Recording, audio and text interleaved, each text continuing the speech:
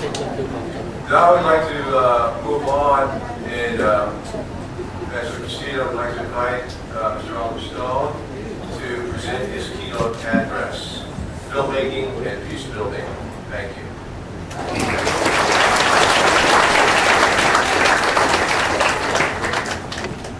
Thank you. Thank you, Dr. Cole.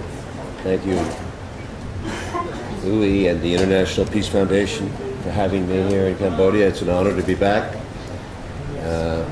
And I do feel suddenly old. 1965 was about 25 years ago. My God, 35 years ago. It does go very fast. Is that right? 30? Not more. It's not 45. Okay. Well, much has changed and much hasn't. Much remains, much changed. I was really wrestling with what to say today. I want to make my remarks brief. I know there's questions coming.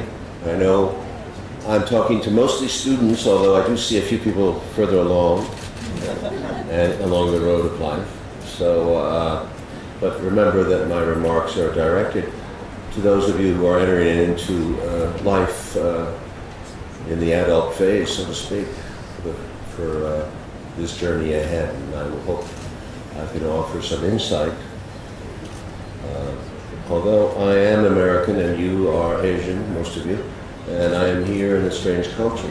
But again, for some reason I have been brought to Southeast Asia by my own destiny when I was a young man, and it changed my life. So I do have some strange feeling that I am linked in some way to this region.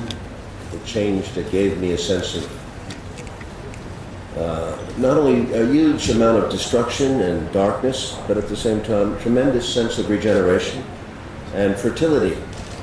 I have never imagined the Vietnamese people could come back from that war in the shape that they were in, nor I don't know as much about Cambodia. I have not come back as much, but nor can I imagine that the Cambodian people have so regenerated themselves that here we have so many universities in this country and so many young people who are eager to learn. It seems that Asia has always been able to absorb and learn and move on quickly without over bitterness, over guilt, over regret, which has haunted several other countries in the world, as we know. On the other hand, I didn't want to make remarks that would bore you, because I remember when I graduated, so many remarks that I heard, so many speeches are forgotten. I don't remember anything from what I heard, most of it, but I'm going to try to get to the point, which is history and our perception of history, because history concerns me a lot in my films. I've been working on a 10-hour documentary for American television. It will be shown in the world, called The Secret History of the United States. In it, we go after, not conspiracies, but we go after the things that are secrets known. They are facts that were put into the newspapers or put into the television on our front page, but they were forgotten or neglected. We are seeking to understand the patterns that have made the United States the country it is today, a national security state. I live in a national security state. Most of us in the world do, in some form or another, but not all. And there is hope, I hope, for not living in such a world. And this is what I do. I'm trying to make this documentary, I'm directing it to the young people. I'm trying to make it simple enough so that you can understand what happened to America, because it's happened to other nations. Not too long ago, if you remember, those of you who are around 1900, all these great Western empires were congratulating themselves about the greatness of Western civilization. Partly because they controlled, through their colonies, almost the entire world's surface and its resources, about 85%. Cambodia was controlled by France. And though an incredible 10 to 12 million natives were killed by King Leopold's Belgian occupiers in the Congo. They told us, and they wrote about the Victorians, told us that the world was civilized, and that electricity, industry, money, the pound, silver, Federal Reserve boards, free trade, tariffs, British Empire, maritime duties, and all that was working. The world was meant to be this ordered enclave. And then they all marched as one into one of the most brutal and ugliest wars of all time, World War I.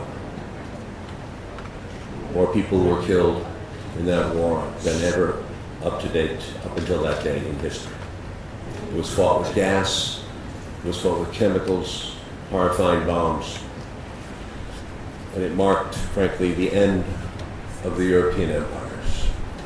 My grandfather, my French mother's father was in that war, and one of my earliest memories as a young man was seeing, he was marked by gas and scarred, and he would come to bed at night, and it's in France, and he would take his bandages off, and I would see the scars on his legs of gas, mustard gas. Chaos resulted from World War I, and the West re-scrambled its territories, and within 20 years was at war again. A yet even bloodier war called World War II. And from that grew more and more mythologies and deceptions that I grew up with. Lies, lies, lies. That's what you're going to get, most of you are going to get as you get older, the lies. In my lifetime, I've been through fighting communism from the 1940s to the 1990s. That's 50 years. We contributed huge money and lives to a growing national security state. It was sold to us on the idea that we had to have it to defeat the communist conspiracy that was worldwide, and it was growing, it was getting stronger, and it was destroying the West. That was the alliance between Russia and China and every country, including Yugoslavia, that was in any way seeking reform. And then the idea grew that in South America and Central America, all those countries that were seeking land reform and social reform were communist, were part of a conspiracy. So they say I was a conspiracy theorist. I have to laugh because I grew up under the greatest conspiracy of all time that I had ever heard, involving more people. The communists had united around the world to destroy America. That is insane. And in that name of insanity, we killed so many people. We subverted so many countries, more than 60 countries, in the name of freedom and democracy. And now it's terrorism, which replaced communism as an enemy. We bloated ourselves, numerous wars throughout the planet, and America essentially became the new empire, the one that had replaced the British Empire. And more importantly, like the British, it became a war-making machine and a war-loving country. I grew up on much violence and television and movies and the love of war and aggression. And in the very same subtle way, we have learned to hone and refine the art of money as another weapon of mass destruction. Thus, Wall Street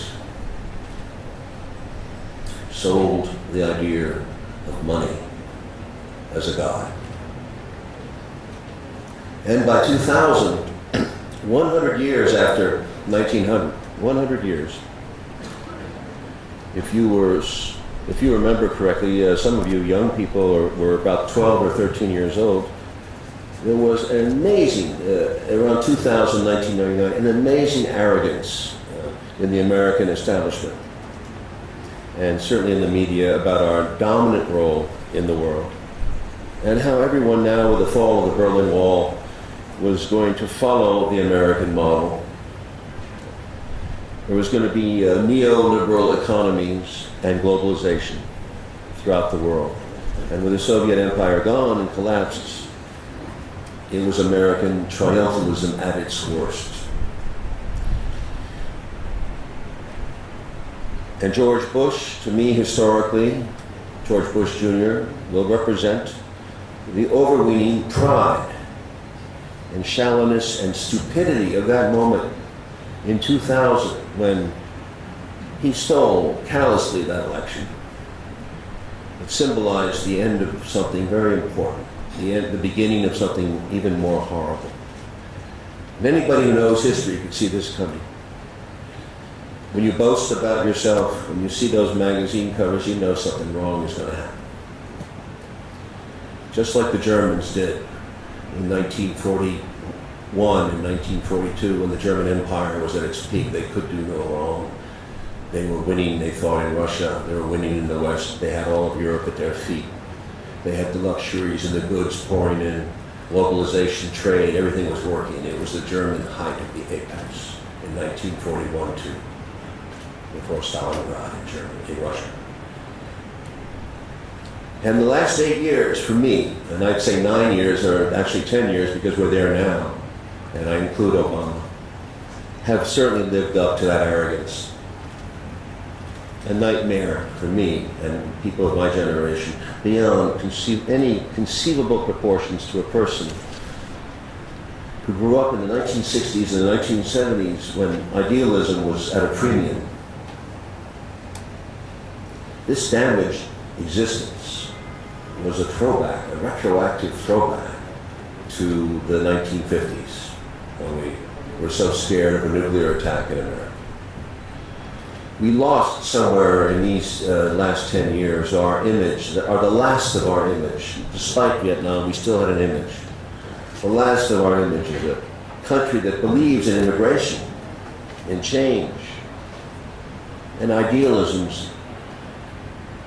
And instead, we became a country that has, for me, come to oppress those who seek change in their own countries.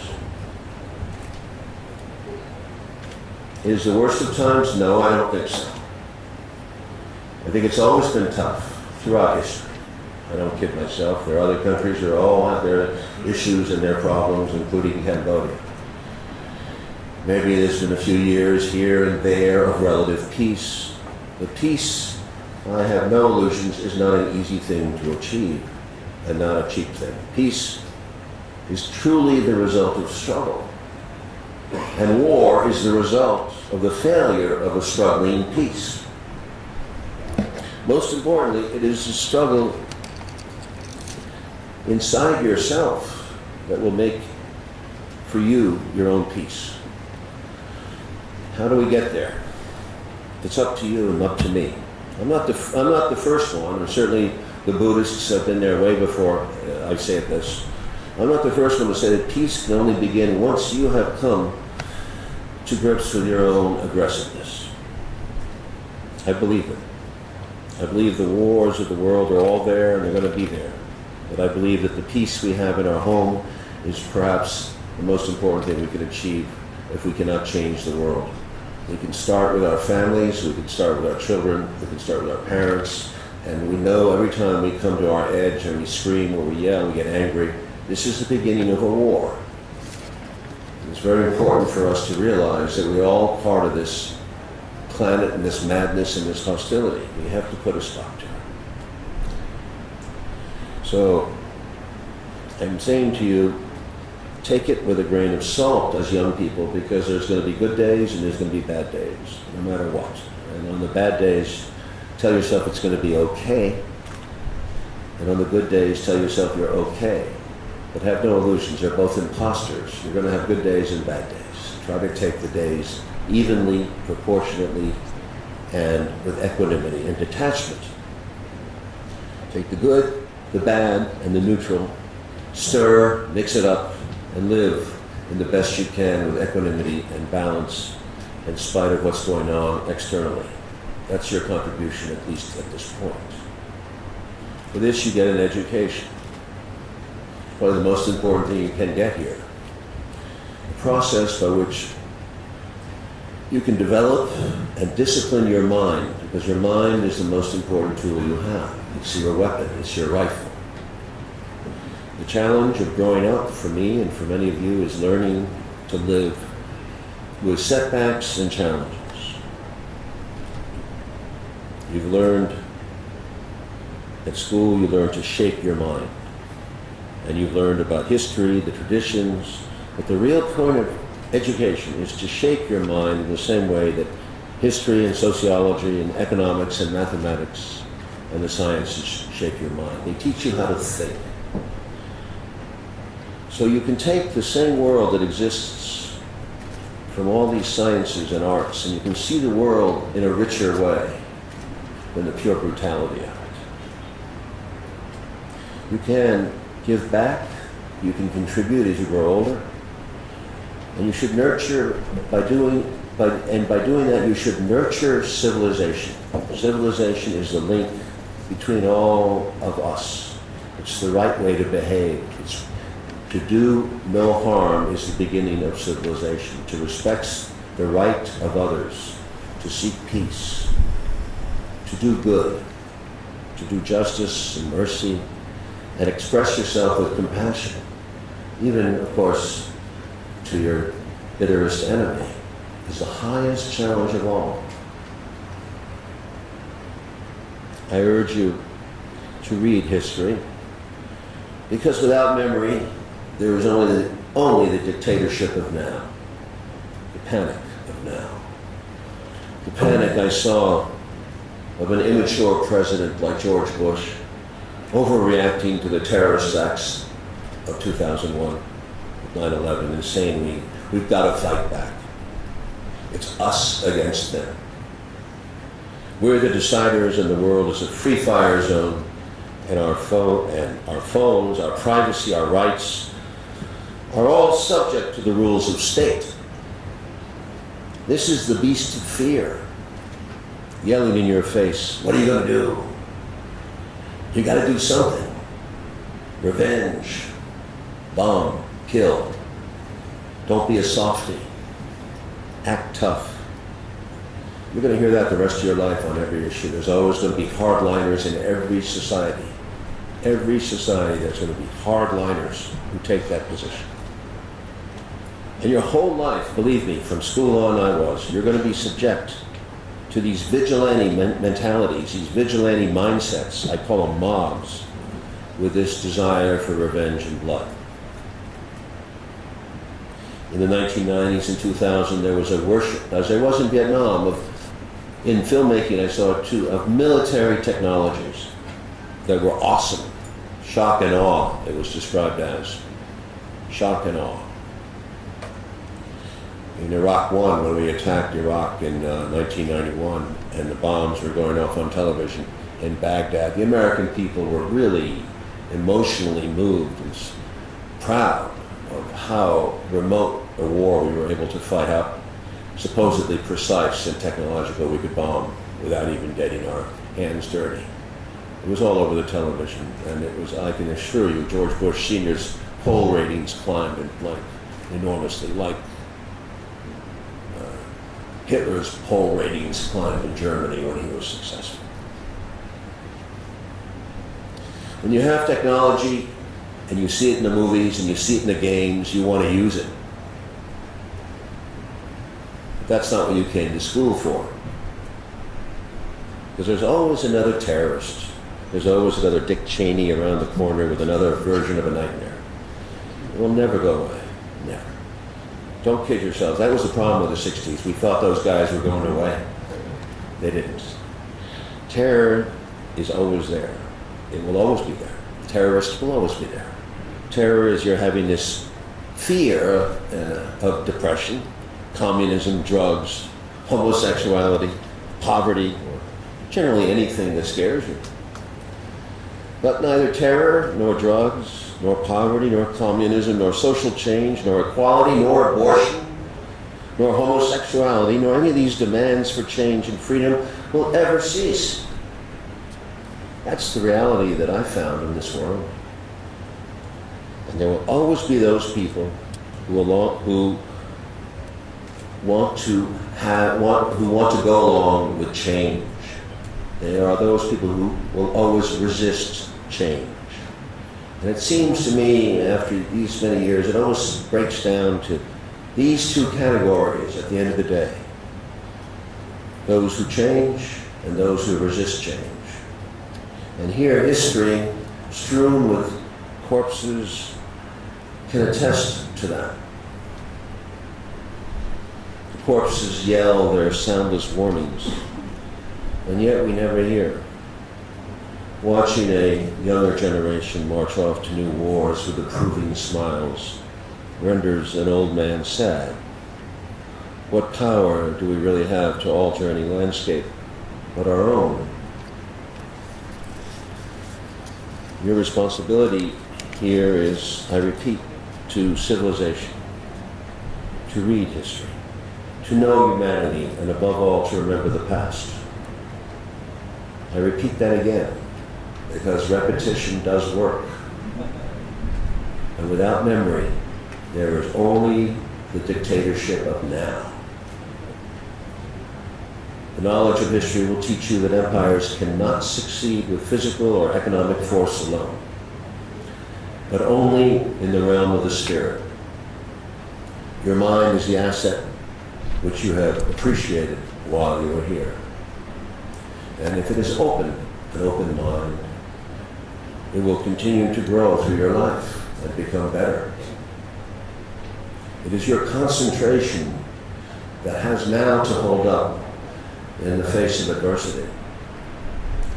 So water your mind like a garden. A little sun, a little rain, a little fertilizer, some insects, some adversity. A little of this, a little of that, but never damage your garden with too much of anything, of this or that. Excess is your enemy. Your mind is a beautiful thing, strong and not fragile. It can take excess and abuse, but only so much. Fear at first might be your taskmaster, but in the end, fear will be your friend. Fear will teach you. Fear can be your ally. Take the fear, breathe it in. It will grow smaller. And you'll find as you grow older, your friends in life may betray you. Often they do. And your enemies may become your best teachers. Accept that contradiction. Don't judge if you can help it until you know. And when you know, you know. So try everything within moderation. And don't forget to read history as much as you can. And never forget it. Stay open. And my best advice to you, to those of you who are going out into the crazy, exciting world we're going into, don't fall in love right away. Don't get married. Get a backpack, a ticket to nowhere. Take a year off, travel your ass off. Learn everything you can. Listen to the wind. It may cost you money not to work, but that year off is money. Time and experience is what will make your life rich. So grow well, and feel good about your effort, and try to keep a smile on your face. Thank you.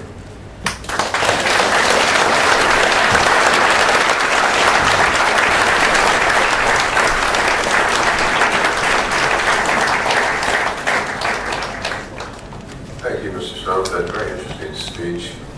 Now I would like to open the floor for questions, and I would like to remind the audience, please keep your questions brief and to the point. No monologues, please, or we'll be forced to cut you off. We have about 20 minutes for questions and answers. Thank you.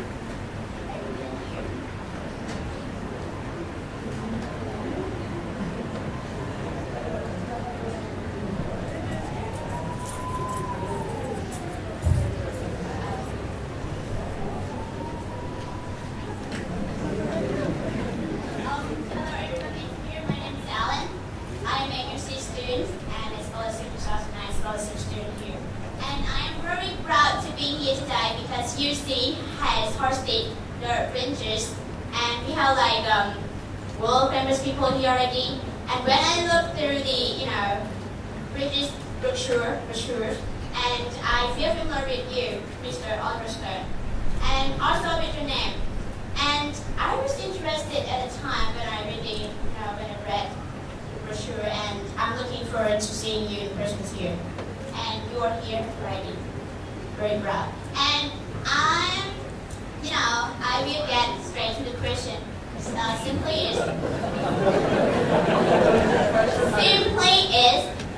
What are the inspirations that have made you become a Hollywood film director like this? Because I'm interested in American film industry, and I have a DVD collection of American and Hollywood stuff like that. Yeah. And I wonder whether you know High School Musical or Disney Channel or something, and I like it. And thank you so much, you guys here. Thank you. May I go back to my seat, listening to your answer?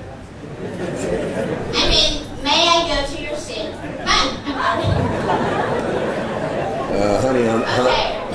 I'm serious, okay? May I go to my seat listening to your answer? Thank you, my friend. honey, on that smile, you're going to travel for many miles. I have a feeling somewhere in you as an actress.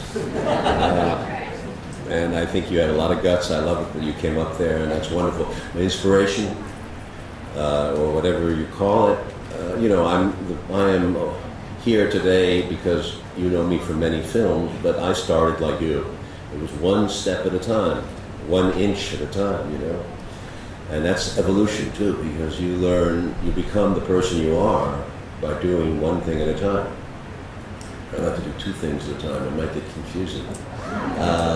So keep it concentration, like I said, and just be humble too and accept defeat. Keep going forward if you can. And think about yourself, breathe. Just live your life and be conscious of what you do and with other people, your interactions. Listen well. You might listen well too. You might do some. And I think you'll have a wonderful life if you have that smile at the end of it. Thank you. Next question, please.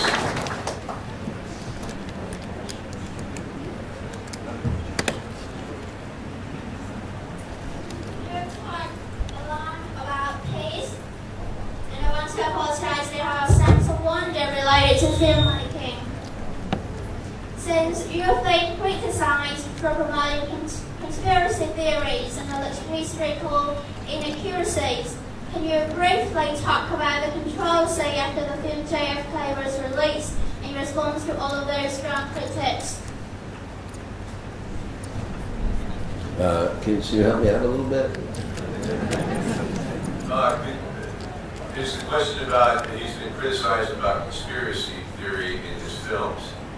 Yes, after the film JFK was released and his response to all those strong critics. Oh, your response to the critics after JFK piece of conspiracy theory. Well, I don't think there's time here to go into all the details, but I certainly went after. I defended the film because I don't believe that a movie is just a movie. I think it is important, and I think it was an important movie. And we did a lot of research, and actually I'm one of the few people left on this planet who talked to a lot of the people who were actually there that day. And I certainly did a lot of work. But I always said that, this is an assumption because we can never prove it. But certainly there's so much evidence you have to read up on it. The Warren Commission has been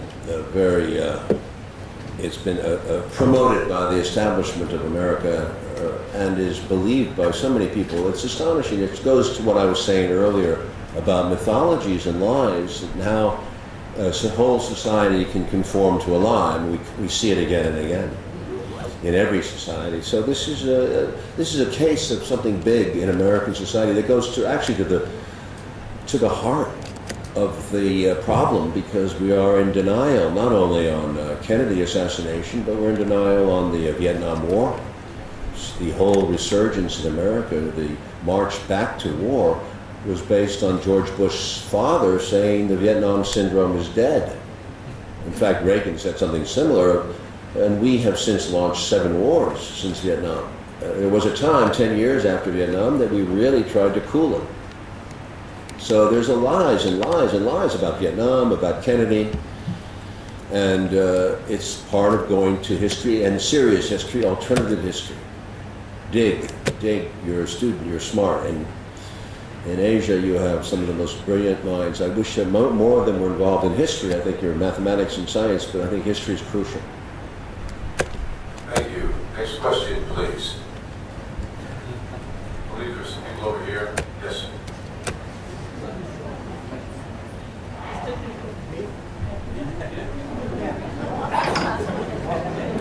Yeah, here.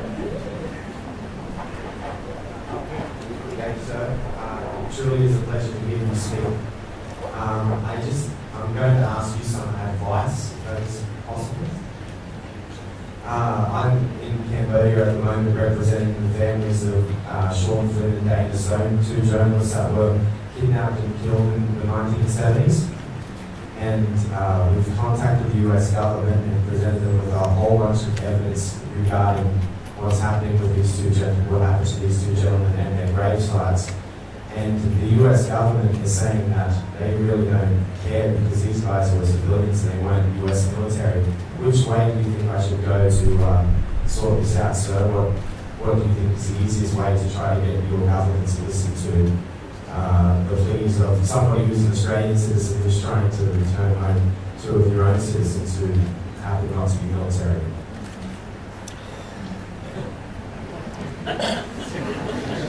Well, I think your journey is a quixotic one. By that I mean you've chosen a very specific route that's sometimes the odds are stacked against you. I happen to know a little bit about the case, and I did read some rather authoritative material given by the Vietnamese guards, and also by a English journalist, that they were long dead, and were killed.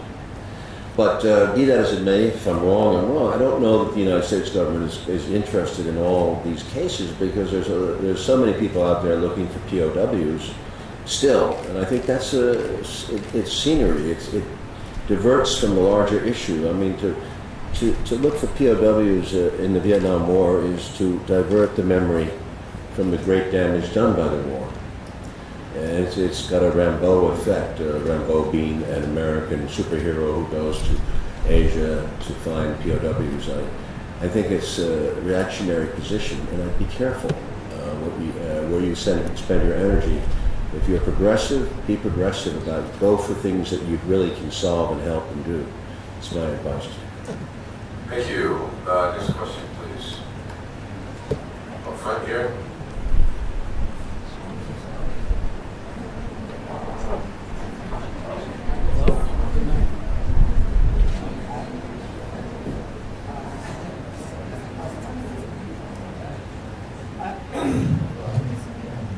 Hi, Mr. Stone. I met you back in '85. I think you interviewed me for a Columbia Film Review, and also at the Harvard Club in '85, late '85 actually, so it's been a long time since I've actually seen it again. You were mentioning World War I and the introduction of a lot of new technologies, which was a fantastic leap from, say, Agincourt, where the longbow destroyed the use of armor. Now, take a leap from there. Is not the problem now is that we have these technologies, just like the generals had technologies in World War I, and their strategies were way behind the technologies. In the sense they were fighting Napoleonic type wars. Is these used like the drones, for instance? Does not that present a problem of how war or killing of innocents, what have you, like in Afghanistan or Pakistan, it further abstracts the idea that without television coverage, people are really dying out there. I mean, the more you abstract it away, the less it's actually easier to sell, is it not? So we come up with these, and our technologies will be such that we'll have robot type of. Okay. Noma, I'm just wondering, if you would elucidate, go on about that, about war today and how, this horror of war can be brought to the fore of the public imagination as opposed to being eliminated by just the weaponry we have today. I suddenly remembered I really screwed up. I was 45 years ago, I was in Cambodia. I kept saying it was 35 years. So I was, and my mathematics were off. 45 years, my God. Anyway, technology. Oh man, you've opened up a can of worms. I'll just get to a very succinct answer, and it's important.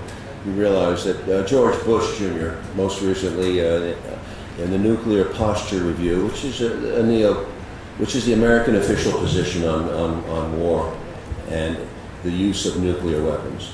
This has always been an issue since Hiroshima. The U.S.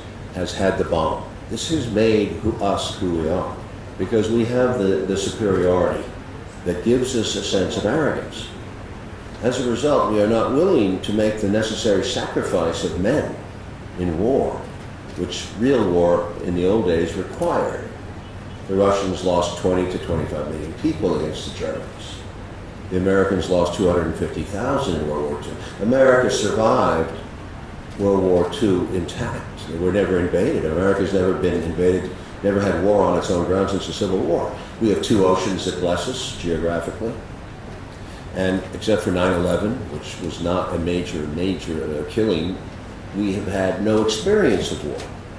So therefore, this is what motivates this building up of the military-industrial complex. Now, Eisenhower and these people were committed to the concept of total war back then, mutual assured destruction.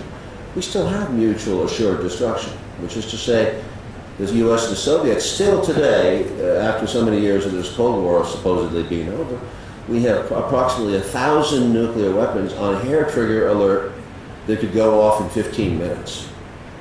This is very, very dangerous. Very dangerous. There's no reason for it. Because we should not be at war with Russia. On the contrary, we have mutual interests in survival. So here we go again. Now it's reached another crazy point when the terrorist attacks happened. Bush, in his naivete and immaturity, with the urging of his neoconservative backers, changed our nuclear posture. And now in the Nuclear Posture Review, I think it was 2004, but I may be wrong, allowed for the first time that we would use nuclear weapons against terrorists. Wherever we deemed it to bear to be a terrorist, we would have the right to use total war. This is a major madness, and as you know, you can find a terrorist anywhere you look, if you want to call it that. You could go after Indonesia, you could go after Yemen, you could go after Afghanistan, and you can drop a nuke. And people don't really differentiate between, what I'm saying is that Bush doesn't really differentiate between nuclear weapons and conventional weapons, and that's very important. You realize there is a huge difference. Nuclear weapons will total this planet. It will all be affected. The planet will die. Total war is a very dangerous concept. And when people like Bush blend total war with conventional war, it scares the shit out of most of us. It should. Conventional war is a very horrible thing, and it's killed so many people. But my God, don't make it a nuclear war on top of it. And that's where we're at now in the United States, and nobody is stopping this. And Obama has not changed that posture. Thank you. We do have time for a few more questions. Might I remind you, if you ask them, please be brief. Thank you. Over here, I believe. I was wondering if you were aware, I should remember the anthrax attacks a few years ago. Were you aware of the first usage of anthrax in the world? No, where was it, by the way? Korean War by two CIA operatives, Donald Rumsfeld and Cheney. Wow.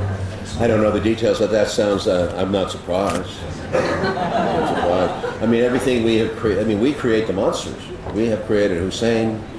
We've created Osama bin Laden to a large degree. I mean, it's an old story. We used chemical war in Korea. We used napalm. We joined into the terror bombing of Japan, not only nuclear weapons, but we bombed the cities horrendously. We weren't the first. The English were there first. The Germans did it. But enough. I have one more question. My friend owns the rights to the Amos and Andy show, and he met with Jesse Jackson 4 or 5 times and could never come to an agreement. What is your personal view? Should Amos and Andy reruns be available to the public or not? Is it racist or not? I don't know that the Cambodian audience would understand what that is. Frankly, I was very young when those shows were on. I don't remember really watching them. Why, do you think it's a bad thing? No, they're really funny, but I don't know. And I'm not, I don't Well, I know. ask a film question, instead of a war question. What is the film that you would like to have made but you couldn't for some reason? And you have been There's so many. considering- I have made a few that almost got made, but Evita was one that I really wanted to make because I had a certain feeling about dance. I wanted to not, and I like the idea of the blending of politics and musical. And I also tried to do Nilai for very close last 3 years ago in Thailand. We came within 2 weeks of making it. We built the whole village. Nilai was a massacre, major massacre in Vietnam. But I wasn't only interested in the massacre. I was interested in the other half of the story was the investigation, which was an amazing story of cover-up. And the army actually investigated itself. It's one of the few times they really were honest. And the general who did the investigation, unfortunately, when he came up with the truth, which he didn't believe until it was too late, paid for it with his career. And most of the report was buried.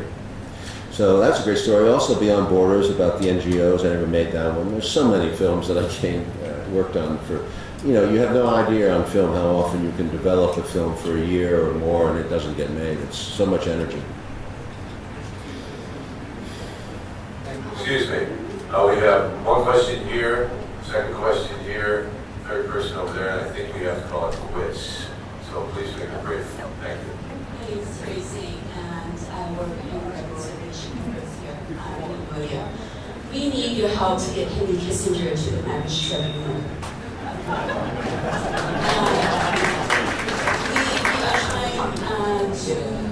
We are trying our past, our future. And as you know, we can't try Americans and we can't try states. And we're only trying individuals between Revolution 75 to 79. But we need Henry Kissinger to come and testify, even if we can't be tried, and we need your good office and influence, and we know that you have contributed much to the court of public opinion. Here's a request from a Cambodian to you. Thank you.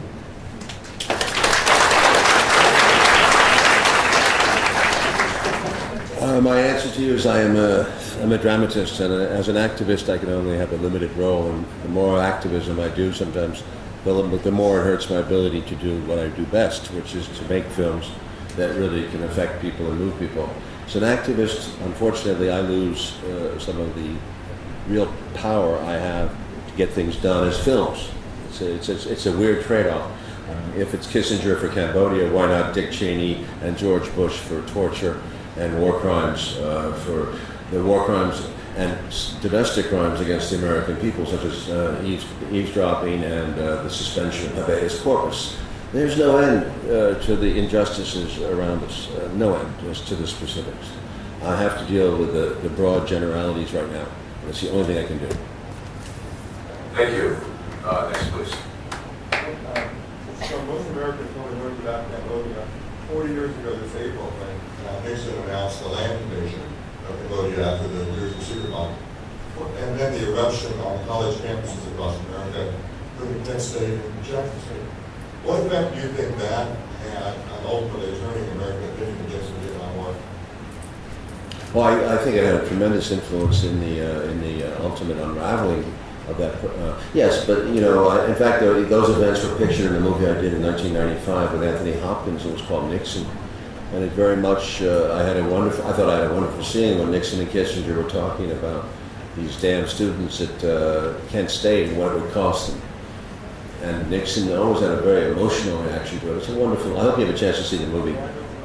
What? Oh, you have seen it? Yeah. No, I mean, To the Lincoln Memorial. yes, that's also a scene that was, yeah. No, I love that movie, and I've certainly, you know, what's sad about the whole thing is, you know, it's almost nostalgic to look back and say, hey, students and protesters and middle-class people actually ended that war. You know, it's a quaint notion now. When you think that when Iraq rolled around in 2002, there were more people across the planet that protested that war than were ever protested anything. Millions and millions. St. John's, I mean, from Australia to Italy, England. I remember when Bush went to London. I was in London at the time. The whole city was closed down because they were scared of protesters. So Bush drove through the downtown London, and it looked like a nuclear bomb had hit. Never before had they ever closed London, I think, except one time in World War II. It was an amazing thing. So it was all over the world, and yet the American media didn't make a big deal about it. So it became, I guess after Vietnam and Watergate, it became two things happened. A certain cynicism, déjà vu set in, and certainly another factor would be the aggressive pursuit of media purchases by the right wing in America, and we saw and we see the result of that now. I mean, the protests against Iraq too were huge and were not covered in the degree of severity that they really represented. They did not represent people's opinion. They represented the complex, the military-industrial complex. On the Pentagon, I don't know in Cambodia if you know this, but in America we had a scandal. It was on CNN, and all these channels had military specialists who were on the air telling the American people why the war was important and how it could be won and blah, blah, blah. And then I think a couple of years ago, the story broke. Thank God there are a few investigative journalists left that these guys had all been paid by the Pentagon. They were all public relations specialists and ex-generals. They had access. They had access to the news programs. People like this gentleman or activists or people who would be against the war did not have that access. That is disgusting, and it's not fair use. And that goes to show that television has been prostituted. Because why? Because it was made legal to make the news for profit. In 1982, CBS, they took the public air rights and they privatized them, as they're trying to privatize everything else in the world in the name of business, profit. So the news is for profit in America. And believe me, when you get huge corporations that can profit from the news, they're going to put up their angle, they're going to pay for it, and they're going to get their specialists on the air. Thank you. We had a question, somebody was waiting patiently on the far side. I was wondering, I heard you met Mr. Prime Minister Hun Sen yesterday. What did you talk about? I heard you met Prime Minister Hun Sen yesterday. What did you talk about and what was your impression of the Prime Minister? Well, we talked about skiing in the North Pole from helicopters. We talked about the coup in Chile, in Salvador. No, I would say it was a very dignified conversation, and in the tradition of Asian leaders. You know, it's like when the Chinese leaders go to Washington, they never, it's not like Latin American leaders who go and say, Bush, the devil, sulfur, you know, there's nothing like that. It's very preserved, very dignified. It's an interesting tradition. It's very pragmatic. Thank you. One question over here. We may have time just for one more after this. Thank you. As another American with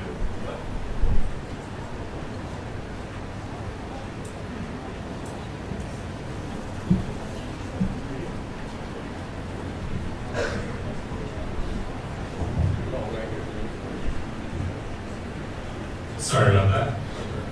As another American with maybe a karmic connection to Southeast Asia, I'm interested to know whether you feel like you have maybe finished with your filmmaking aspirations about subjects that deal specifically with this part of the world. And in adding to the question from the lady behind me, don't you think that the story of Kissinger and Nixon in regard to the dismantling of Cambodian society in the 1970s is worthy of more?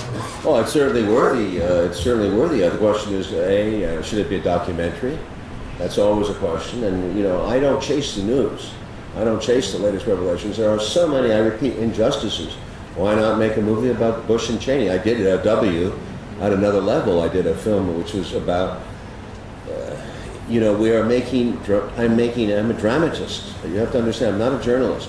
Sometimes I can cross over into history or journalism, but you have to understand that a movie has to be done for tension and excitement reasons. And that's not to say you can't make an interesting movie about Kissinger and Nixon, but there are other subjects that are equally important. I'm thinking of a screenplay based on William Shawcross's novel. Yeah, I mean, we could talk about this all night. Why not make another movie, a movie about Hiroshima that's effective? I mean, honestly, where does it end? It's all relative, Evil, or so-called, or the injustices of the world are numerous. But this is not my. I'd like to make more movies, but I don't. I have a limited amount of time and energy. In Southeast Asia? Say again? In relation to your ideas about more subject matter that concerns Southeast Asia? I'm open to it. Eli is actually, it's called Pinkville, is very much still on the possible to be resurrected. And it's because it's a great story. It's a horrible story as a documentary, and no one would go to it as a movie. But because I think I can make it interesting to the average viewer, you have to realize we're dealing with the average viewer, and you have to. Filmmaking is a guerrilla of the unconscious. It is a subversive. It goes into the mind when you're not resisting, and Avatar, in its strange way, may very well help the cause of progressives around the world, because it shows how hated military technology is, and I think that has a very powerful statement made as science fiction. Thank you. I think the last question goes to the highest bidder. I'm a poor man. No, the woman in red over here on the far side. Thank you. Good afternoon, Mr. Stone. I guess. Hello. Going back to your films, I was just curious. Your protagonists and characters are predominantly male-orientated. Lots of war, lots of government, lots of legal battles.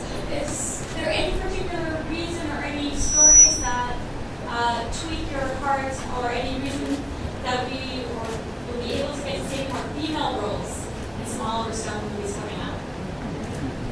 Yeah, no, I'm not against females. They're very beautiful, and I think that they are very important to this race, and I think that they have made a tremendous difference. So, you got to find a good story. You're not preaching. By the way, I did a story about a woman called Heaven and Earth, which died in America, and it's one of my best movies, I thought.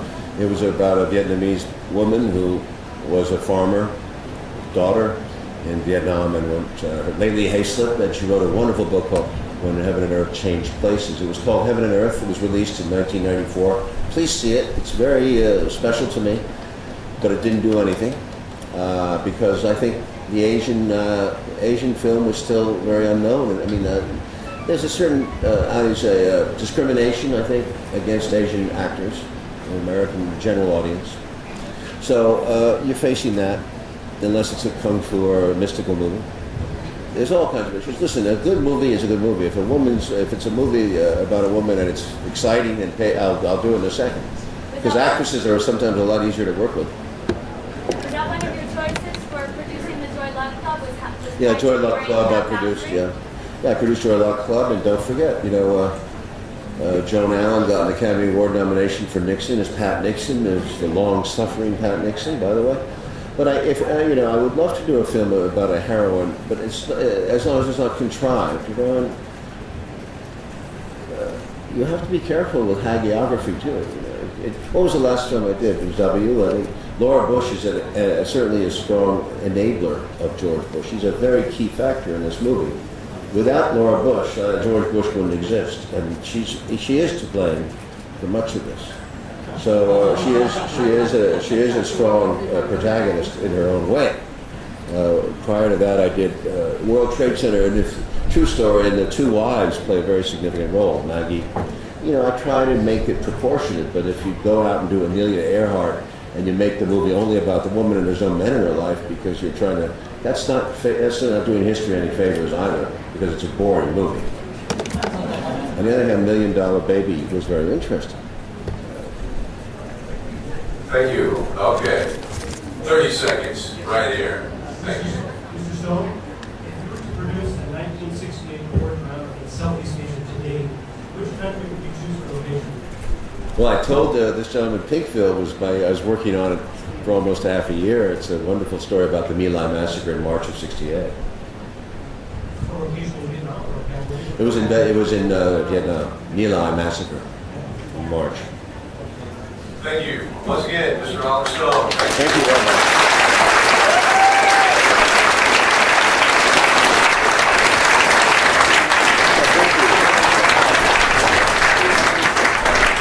Once again, we need the University of Cambodia. And he says, by the way, Vietnamese subtitles, you said, right? All of your Vietnamese movies. All of these are Vietnamese? Oh, wow. Thank you. Once again, we at the University of Cambodia would like to thank Mr. Oliver Stone for visiting us today and delivering this interesting speech.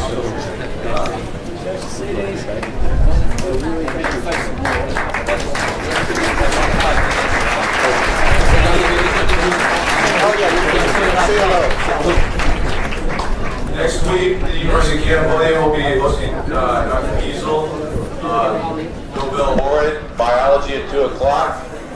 I would also like to thank all our excellencies, Your Excellency, Dr. Cao Kim Hwang, President of the University of Cambodia, all our professors and dignitaries in the audience. Thank you very much for attending today.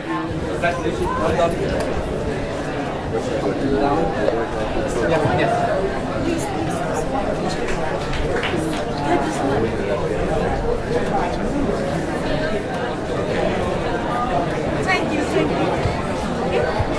Did you say? Oh, with me?